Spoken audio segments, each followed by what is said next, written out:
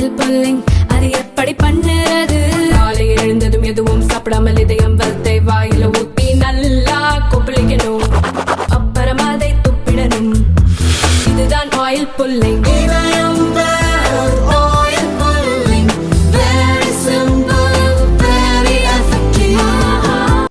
அதாவது முன்னாள் முதலமைச்சர் ஓ பன்னீர்செல்வம் அவர்கள் பஞ்சமி நிலத்தை வாங்கினா அது சட்டவிரோதம், சட்டப்படி செல்லாதுன்னு அவருக்கு நல்லா தெரியும்.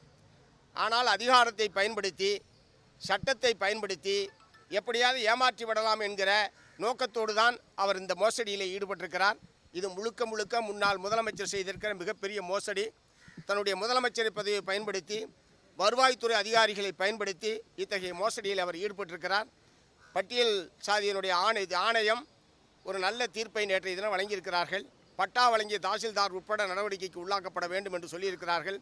தமிழ்நாடு அரசாங்கம் ஆணையத்தினுடைய உத்தரவை உடனடியாக நடைமுறைப்படுத்த வேண்டும்.